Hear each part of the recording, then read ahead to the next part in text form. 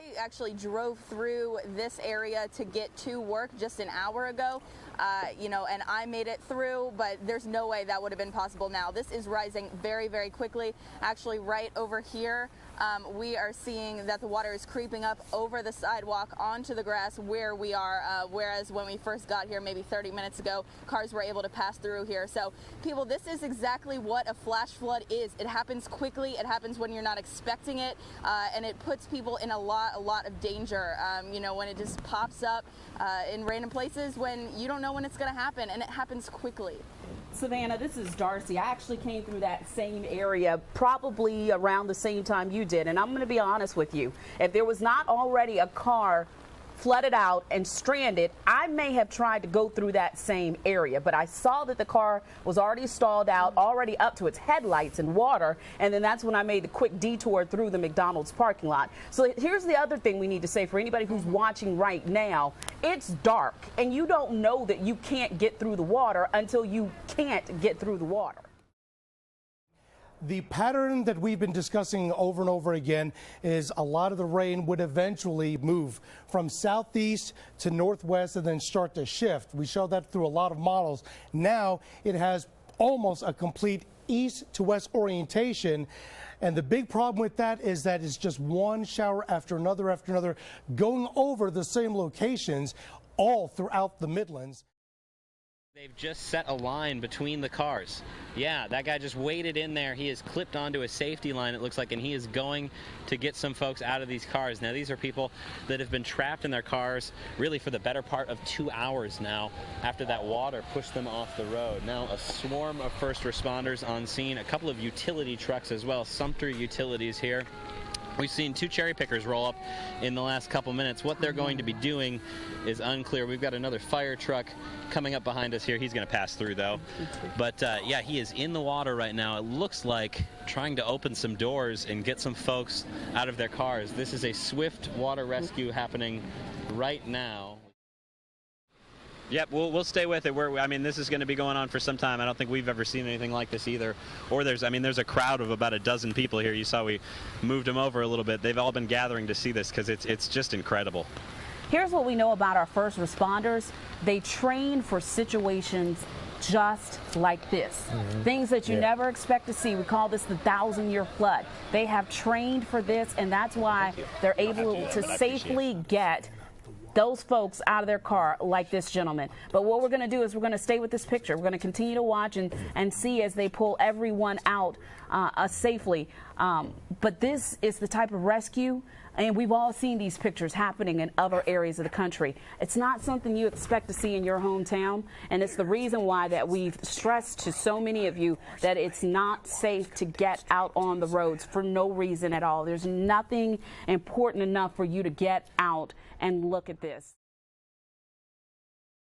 We have a pretty dramatic scene playing out live right here on Kilbourne and Downing. Look at these boats right back here. These guys are actually going up to that home, the yellow and brick home there, and they're going to be rescuing a disabled woman who needs some medical attention who's in the upstairs level of that home. They've already actually taken 2 people and a couple of dogs out of the upstairs level of that home, but now they're trying to rescue this woman who needs some medical attention up there. I guess the people who live inside that home we just spoke to a few moments ago said all of a sudden this morning there was a dam that broke. The water just started rushing into their house about 4 o'clock, and they were trapped. They thought there were moments they wouldn't be able to get out, but it looks like some people who have a boat here in the area came in and pulled those first couple of people out, and now we have EMS on the scene here, and they're trying to get this woman out of the top level. In Northeast Columbia tonight, authorities are preparing for the Beaver Lake Dam to breach. We're told a sinkhole developed at that dam a short time ago. This has been something we've been watching all day. With the nonstop rain, the hole only got bigger, and now it is compromised. We can hear the sound very clearly of rushing water behind News 19's Joyce Coe. Joyce, explain what you're standing in front of.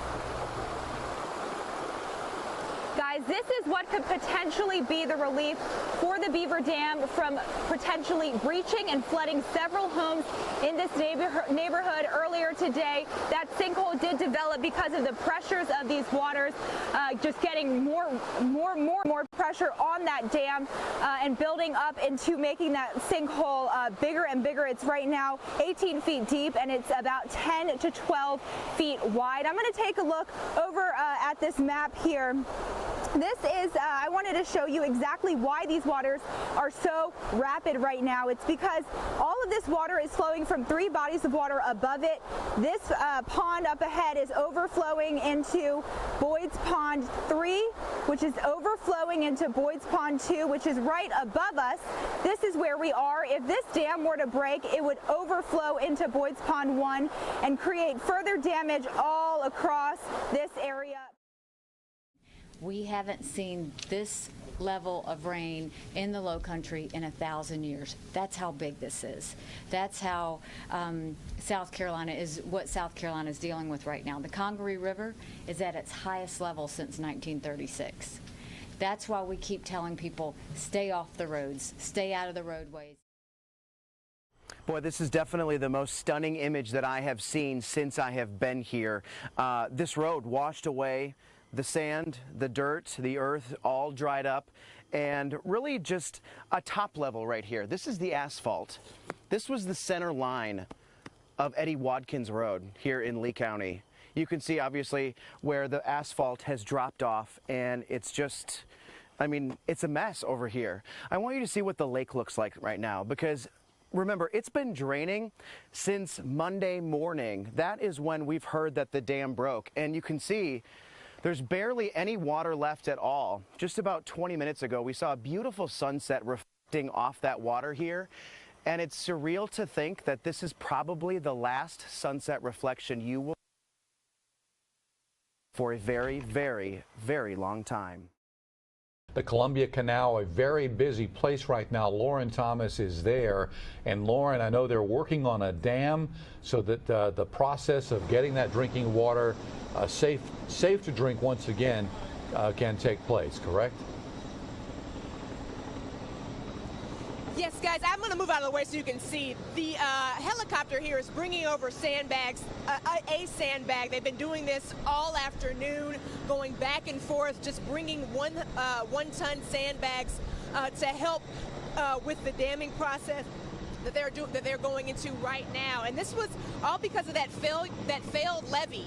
And you can see, if Chris, you can pan over a little bit more, zoom in, that major hole right there that was not there earlier this week. But because of yesterday's accumulation of water in the canal and the flooding, that area broke, and you can see this large hole, and this is a major hole for the canal. This is the main source of water here in Columbia, and so today it's all about damming up the canal and to give them an opportunity to start making repairs.